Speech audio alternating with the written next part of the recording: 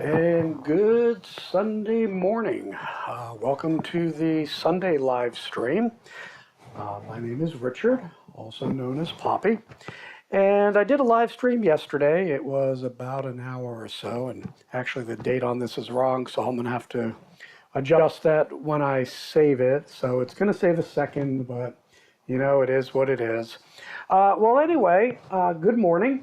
And today we're going to be doing Christmas ornaments, but I did want to show you something from yesterday that was on the workbench, and these are just dry fit right now. I created 3 of these. Let me get this here.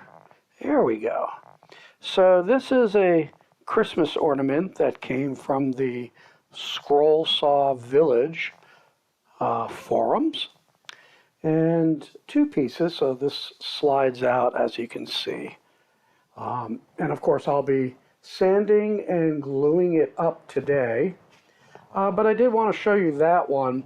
I did that as a triple stack, and this morning we'll start cutting this particular one. This is a Volker Arnold, and this is a nice piece, and I'm going to be doing 4 stack of mahogany, so that's going to be really interesting. I got to dial this down, get an idea how this is going to work. So the first thing that I am going to do is grab the right scroll saw, or the scroll saw blade. There we go. What I have here is the Flying Dutchman. This is the new spiral, pretty thin, and I'm trying to get used to spirals. I'm not very good with them, but I'm learning. So there's a few holes in this that, or I should say inside cuts, some pierce cutting, that I want to do. And I think the spiral will lend itself very well to that. So I'm going to get this into place, hopefully. There is that twist in the blade that sometimes doesn't match, so I'm getting that. Now I'm going to tension it. Oh, that doesn't feel right. Let's get that up a little bit higher and tighter. There we go.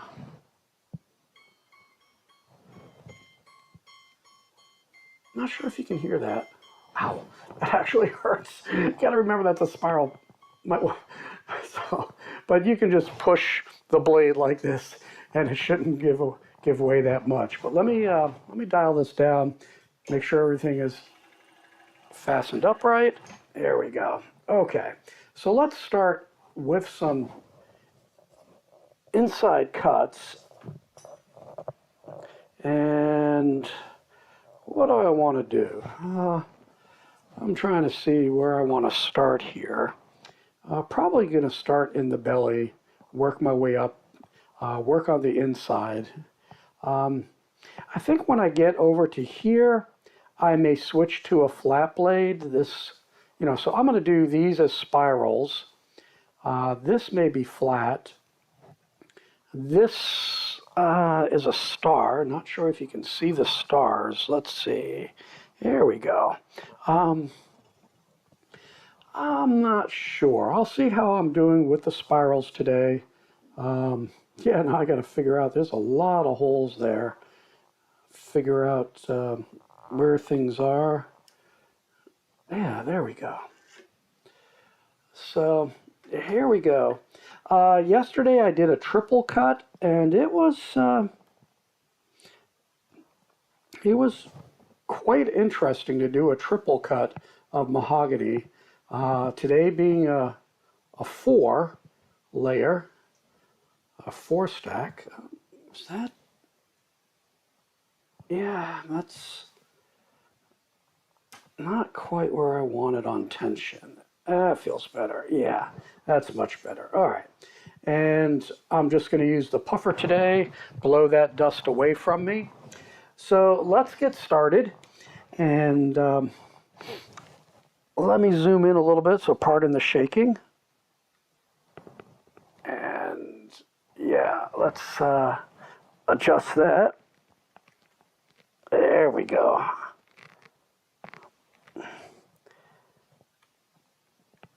You should see the little setup that I have here. Have a cart. Normally I keep my my table saw on it. I don't use that that often. And I changed it all around, put a laptop on it. I have a pole with an extension that I have my Canon camera on. And it works quite well for what we're doing here. So let's give this a try and see how this cuts. I think I'm going to need to speed things up a little bit here. There we go. It's a slow cut. Now I still turn a little bit just because that's what I'm used to with the flat blades.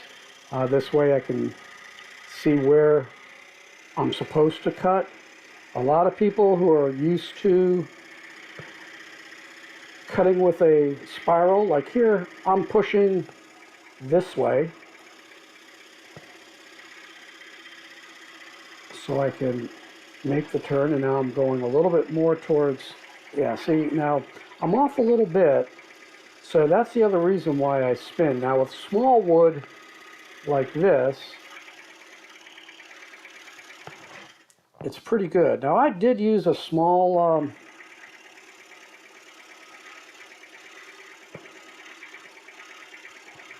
drill bit, and it's still a little bit big, so I'm going to kind of taper a little bit so it doesn't look as obvious.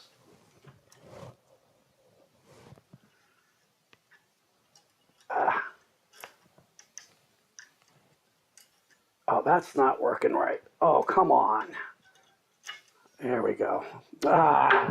Stink. Yeah. Yeah, take a look. That's what I did. Brand new blade. I don't know. I may be able to straighten it out some. Yeah, I guess I did. I've got to remember to go back to the hole to bring it out if I'm not doing a wide cut. Yeah, that's unfortunate. There we go. Let's I'm going to try and tension this a little bit tighter. All right.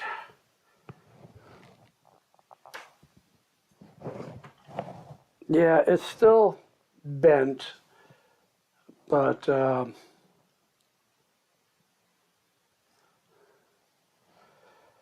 I think once it's tensioned, we'll be okay. I just have to remember if when I pull it out, I got to bring it back to that drill hole. Yeah, that tension feels okay. All right, let's do this one now.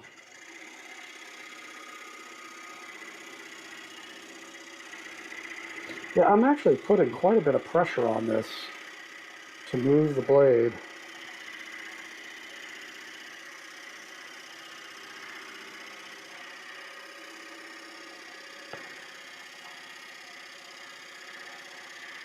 Now, one of the things that I noticed with the mahogany on the piece that I did yesterday that I showed you a little bit earlier is it's fairly fragile when you're talking this 3mm wood. Yeah, I think that's a little bit better. So I'm going to stop it there, make sure that I'm in that hole, and hopefully I'm not going to do stupid like I did earlier. Yeah, see, it moved that way, so I got to make sure that there we go. That worked a little bit better. Okay, let's get these down at the bottom here. Now, the one thing that I do like about spiral blades, especially when you're doing these type of, oops, I missed. When we're doing these types of cuts, is it's fast. There's no doubt about it, because I can go in all directions. Like right now I'm pulling towards me. Let's see, maybe I do have to go faster. Let's see.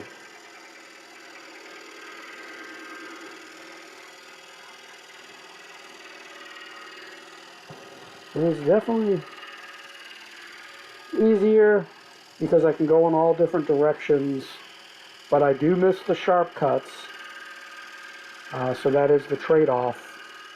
You know, like where I'm coming now, my trade-off is going to be, this is just going to be a wide, much wider, so that's why I'm going to the outside of the line right now, so I can define that. I'm going to cut in a little bit, split that line now.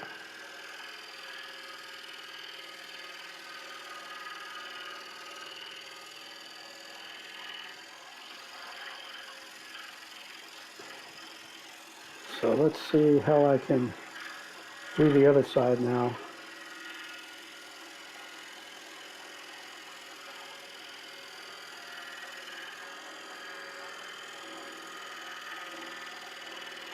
Yeah, these may have to be a flat blade. I'm not sure.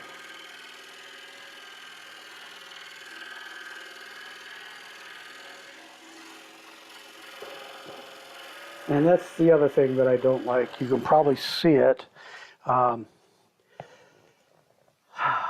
Because the blade is so ragged. Let's see what I have here. I think I can use... Got it here somewhere. Ah, there it is. Okay.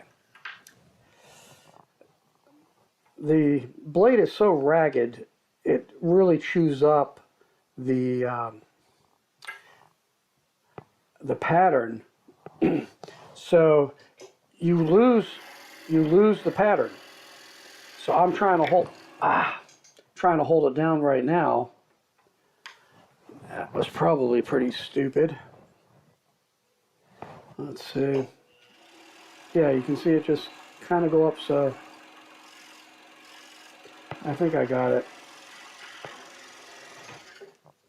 Yeah.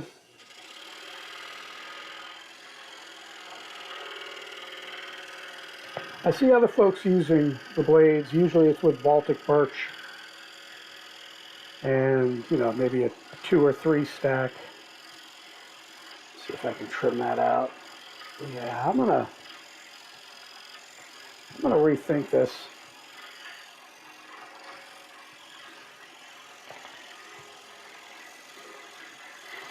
This is actually taking longer than I thought in comparison to if I used, say, like a number 3 blade in this. So what I'm going to do,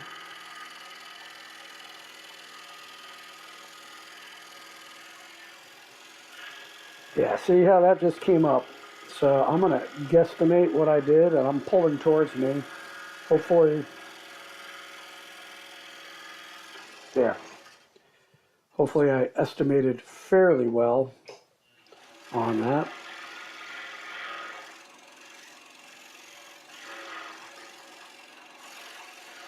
And clean up these edges a little bit. Yeah. But it's a Sunday. I gotta head back into work.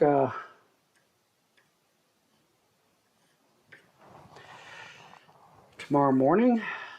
And I only have 2 weeks until I go on leave.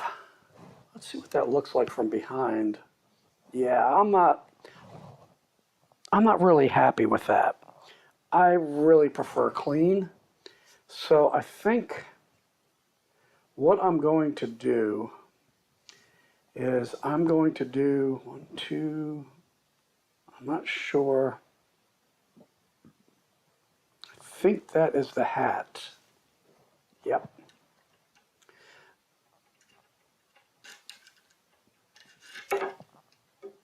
Come on.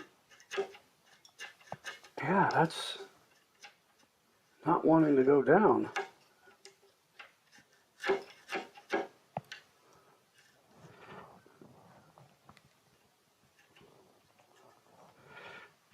The fun of live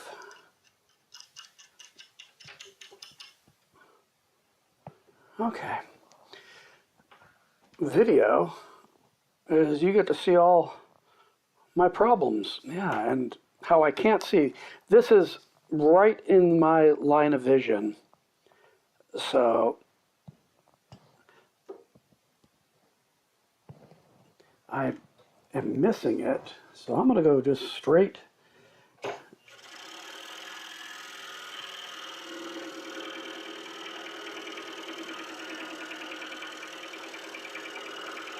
And I think that's what I'm going to do on a lot of these.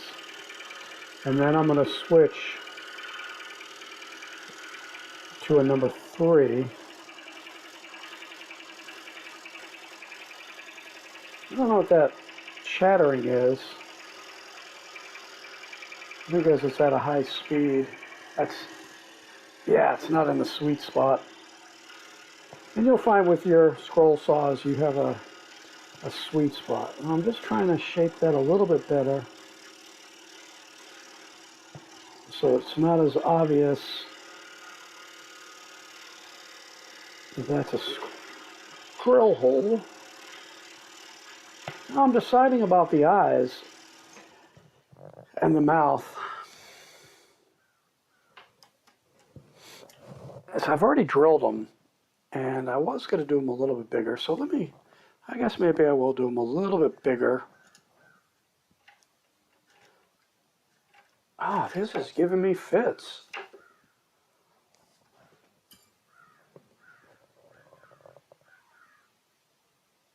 Yeah, pardon the hand in the way. Yeah, I think you can see. So I'm just going to kind of do one of these. Make sure, yeah, sometimes I think I didn't make the hole rounder, as I call it.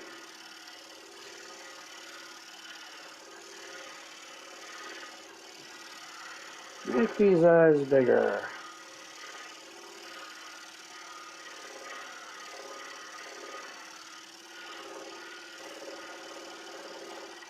There we go. So we made one eye rounder.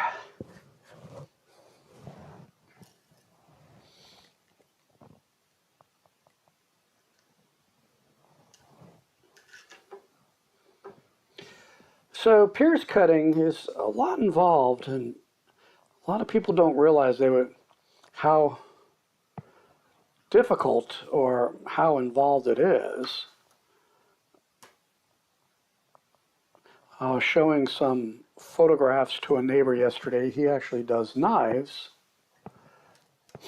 And he's like, you did all that by hand? How do you do all those details inside? And, to realize that first you drill all the holes. Then you thread your saw each time through each hole. And yes, that is a lot of work. Now you compare that to a laser. I was just looking at some puzzles I made on my laser for my grandson. And, what it would take to do that on a scroll saw, it would take a lot of time. Now, these were just experimentation. Yeah, there we go. I think it may be because I had bent this this blade that's an area that's giving fits. Yeah, that tension feels better. Let's make the mouth rounder. I probably coulda, shoulda, woulda used a larger drill. Would have made my life a whole lot easier. But the original design had the eyes as half moons, and I knew better that the half moons would be an issue. The same thing with the nose. Come on. Yeah, see, there we go. It just wasn't down, the blade wasn't up. This is one of the things is I was on my smallest drill bit to do these.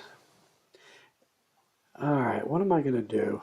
This calls for 2 lines, but there's no way that I'm going to be able to do that. So I think I'm going to just try and make 2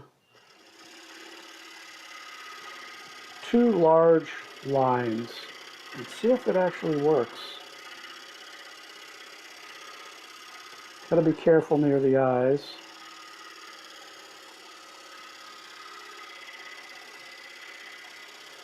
Yeah, the pattern is pulling up.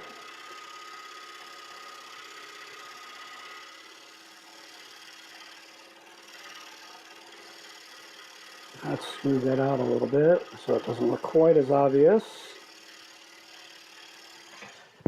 And there you go. It looks like, yeah, that looks like a carrot nose. Singing Frosty the Snowman. And for those of you who are not that old, there's actually an old TV show called Frosty, well, not TV show, but yeah, it was TV, but it was that Christmas special that came on once a year. And the song Frosty the Snowman and everything. If it's on one of the channels, or you can catch it on YouTube. Yeah, all this dust on me right now. Ooh. I'd highly recommend it. And also, too, the last couple days, it was, let's see, I think it's the 50th time that the Charlie Brown Christmas special comes on. So I would definitely recommend that you see that. It's very interesting. Let's make this key. Let's go down this way. This key shape here.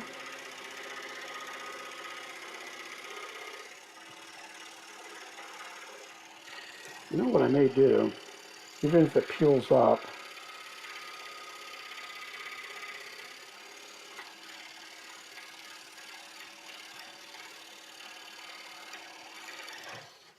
all right, let's try and run it down this way now.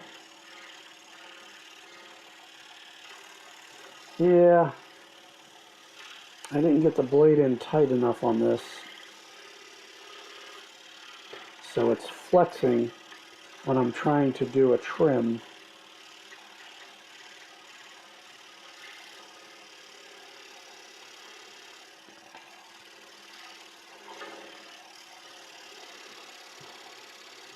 There we go.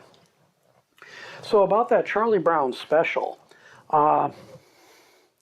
Charles Schulz would put a lot of scriptural type of references in most of his comics.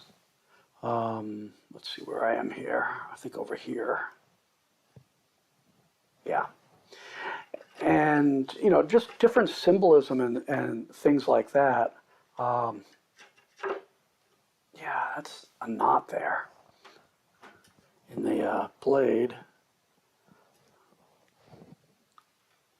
Yeah, the way, have this in a different place so that you can see. So a lot of stuff is in the way of my hands, so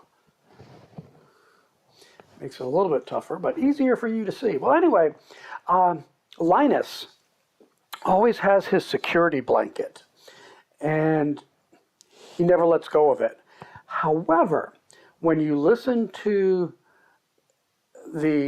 I think it was Charlie Brown reciting the Christmas story, there's a point where it talks about not having fear.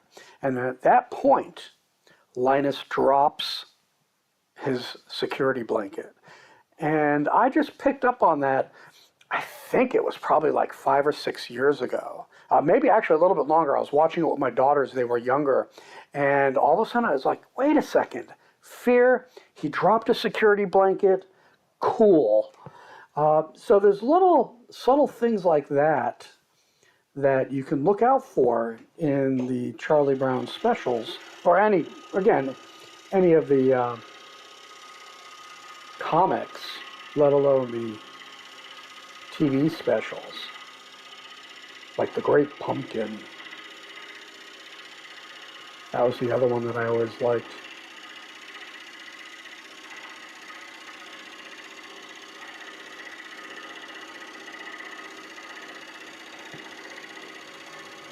Making lots of sawdust, that's for sure.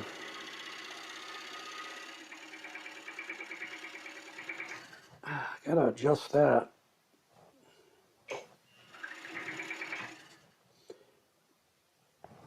Trying to stay out of your ice line of sight. Yeah. You got to be able to see. So let me get those edges knocked off to make it a little bit less obvious.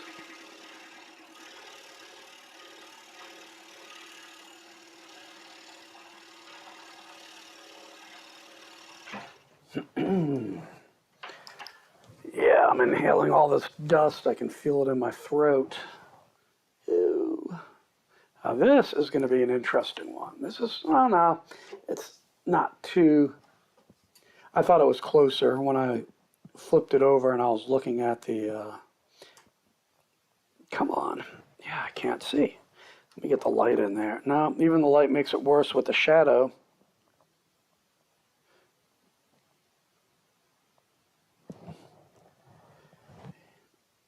All right, let's go.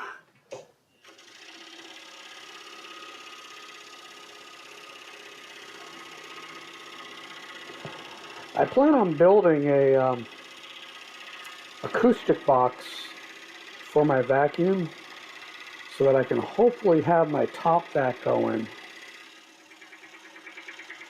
when I'm doing these videos. I'm a creature of habit. I like things set up a certain way, and I find it, for me, to be a distinct disadvantage not having a top vacuum.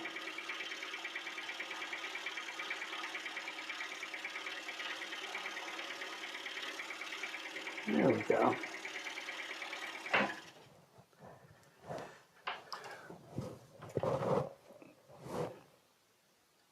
Get that in the hole.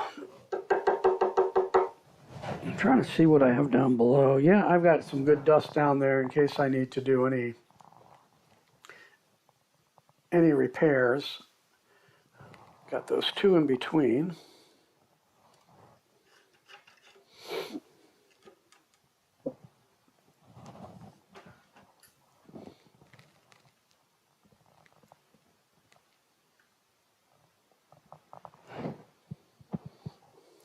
And the moon.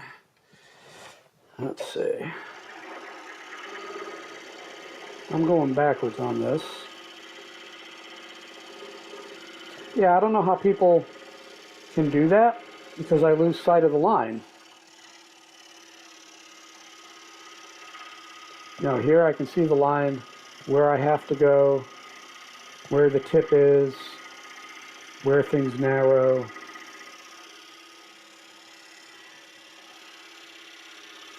But there's folks who can go left, right, up and down with a spiral blade, and you know it's amazing how they do it. I certainly struggle.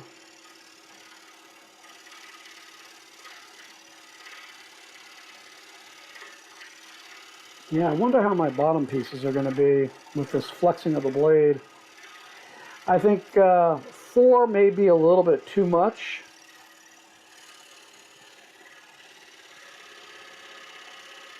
So, especially for mahogany, this hardwood. I forgot what the Janka is on it.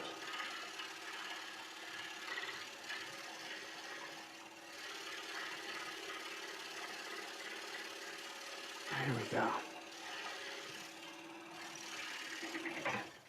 But I'll be needing to do a lot of sanding. All right, let's get that last half moon there.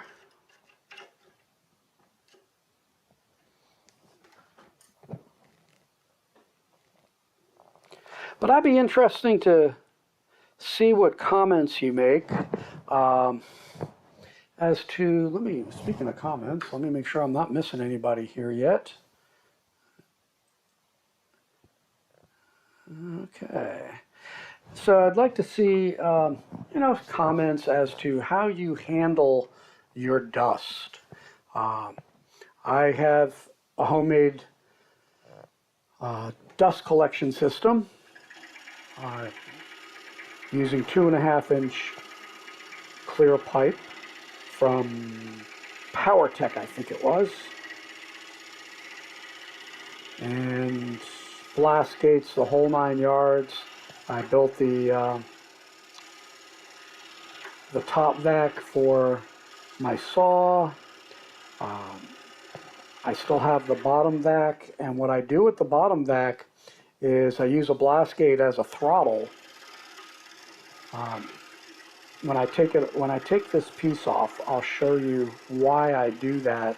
And I think a lot of people who have the Excalibur type, Pegasus type saws with the, oh, that's going way to the left. Oh, further than I want.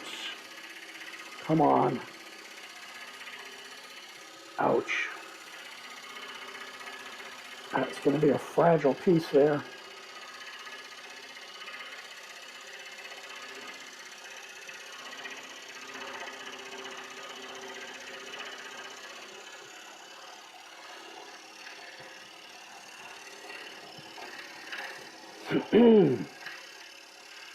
I probably should be wearing a mask, but I don't want to muffle my voice. Either that or I won't be talking and you'll just be seeing. Yeah. Yeah, I would be moving a little bit faster with the straight blade. What I may wind up doing is going back through these with a straight blade to sharpen edges and such. Yeah, this is starting to tear my pattern.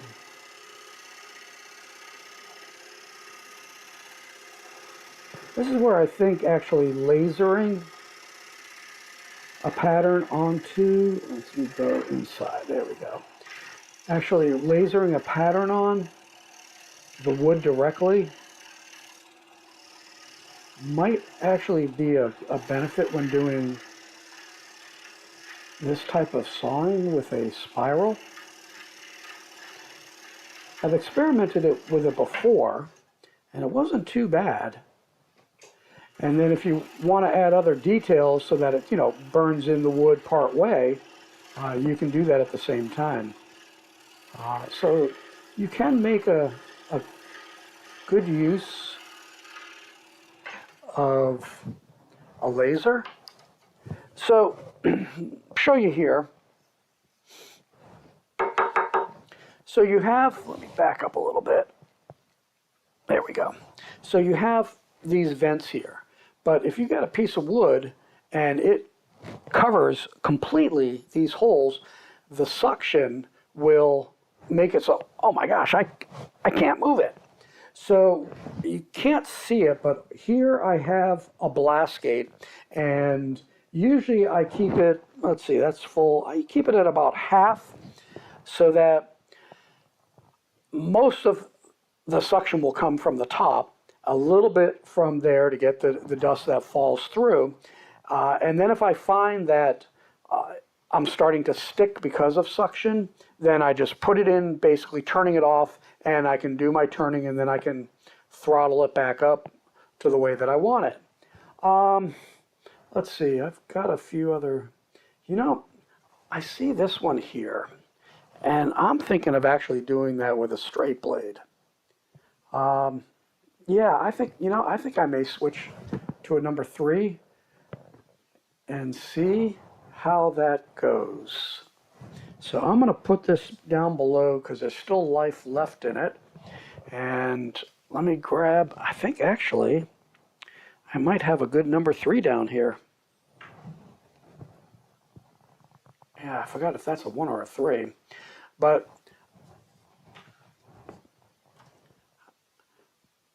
yeah, that may be one of my thinner blades.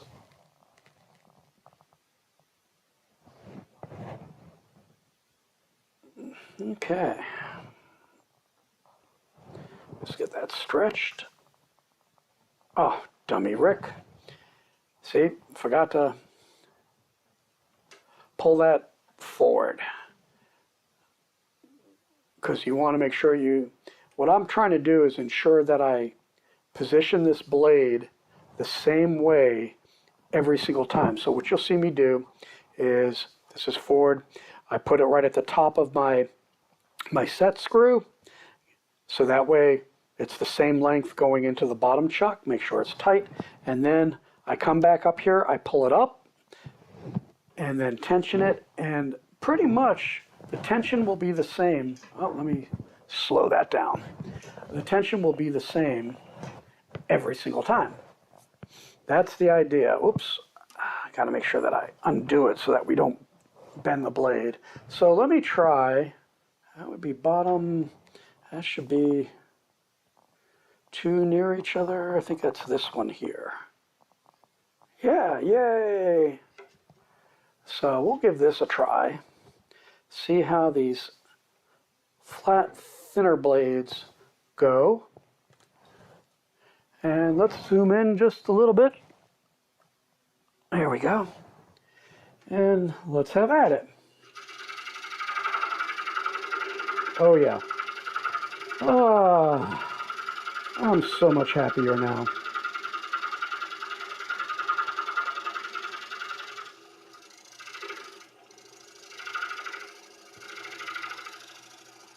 See, I'm just that much better with a flat blade. And I'm going to repeat this mantra that I say all the time. Actually, let me do this. Whoops. Let me come back here. When it comes to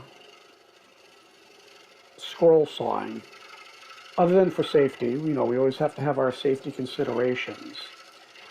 I always say there's no right way, there's no wrong way, but there's your way. There we go. So, I go slow. Some people go really fast. Some people will only cut plywood. Other people will, like me, only cut hardwood. Some want to use Pegasus. Some will only use Flying Dutchman. So many different techniques to add to that list. So, and everybody will adapt what works for you. So when I say your way, it's what you discover that works for you. So you may find, for example, doing spirals is a breeze. Or you may find, like me, I tend to struggle unless it's a single stack of fairly soft wood. See, I think this looks so much better. I'm probably going to revisit those. I can hide the drill holes better.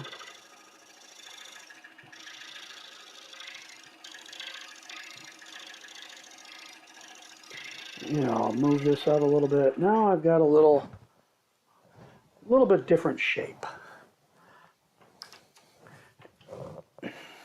let's try this long one. That sounds like fun. Not. I amuse myself sometimes. All right. Make sure we're not in the way there. All right. So I'm going to go off the pattern a little bit and go back on.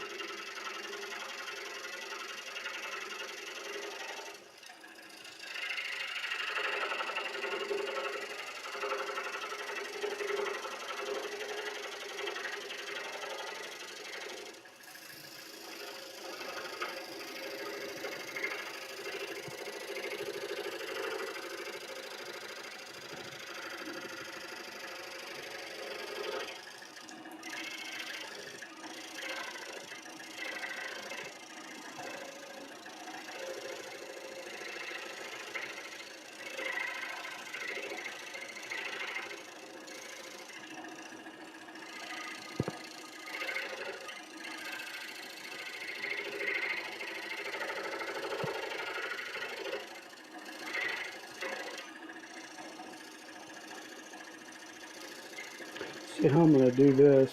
I'm trying to clean up a little spot here, and I'm having trouble. Actually, I think this might be a number 1 blade, which is fine and dandy. But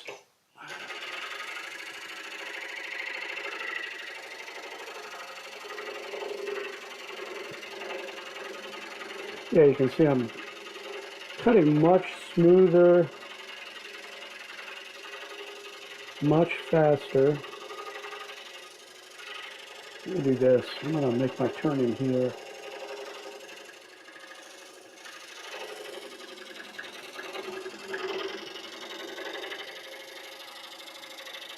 Went off a little bit.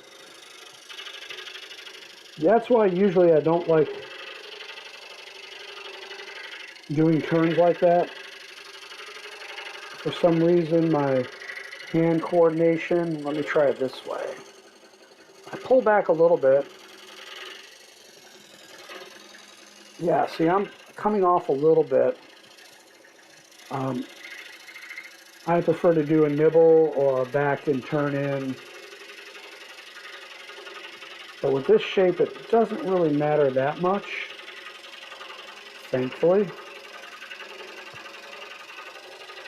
That's why I'm experimenting with it.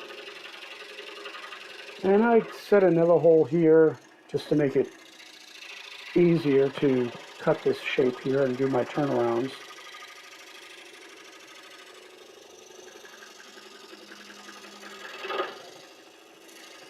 See, I'm pulling back, trying to keep it from cutting. There we go. That was a little bit better.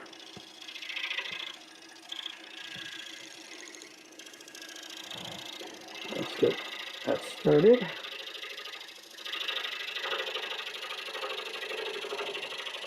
I will come back and revisit that because I want to get this line done first. There we go. Get that cleaned up and straight. I'm actually having trouble seeing.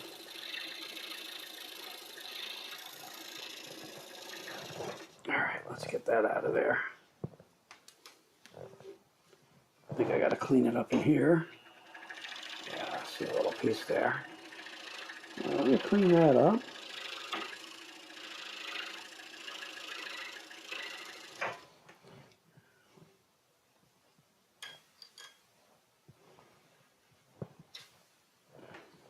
Clean this up. Yeah, I thought something was in there.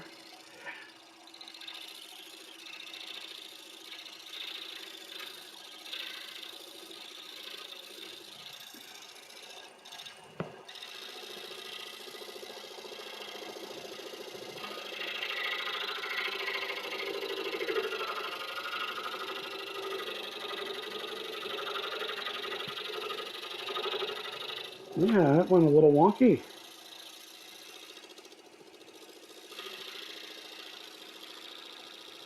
What I'm going to do, I'm going to back into that. Come out. Much better. Do the same thing this way. See, you can use different techniques to get your shapes. And make it a little bit wider. There we go.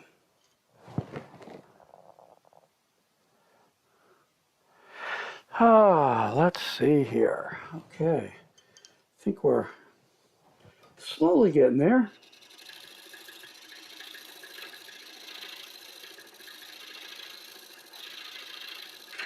Oops. Let me stop for a moment and take a look at, see what's going on. Just double checking my my feed, make sure it's all working right. Sorry for the jiggle there, as I was using the mouse on the table. The rolling table is not super firm. I'm gonna have to get a better one. What real bummer, I mean, now we're talking, oh gosh, first got married well over 30 years ago. I had this great aluminum or stainless steel cart that I used to use in my father's business for my tools. That thing was a rock, and I had it for many, many years, and when I was moving, dummy me, I got rid of it. You know, I always regret that, is I have some things that are really good, but I had downsized or whatever reason, and it's like, let me get rid of it. And now I regret it.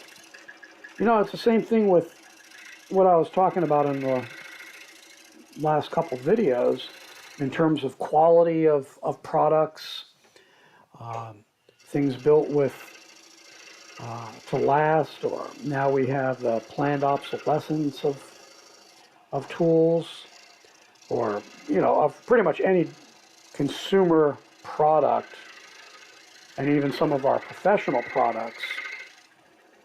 You've got to be very careful. I have to look at it from underneath. See what it looks like. Okay.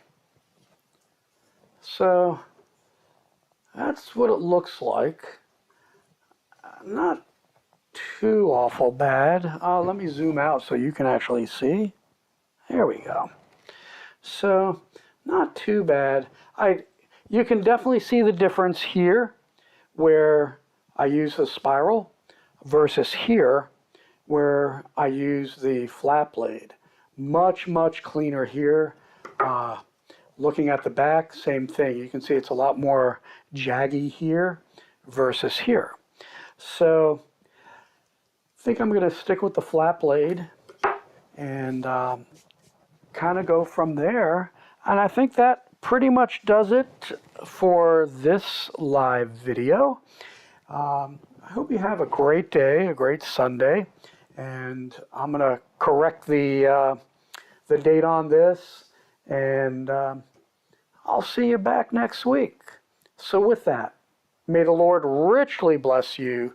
Make it a great day right here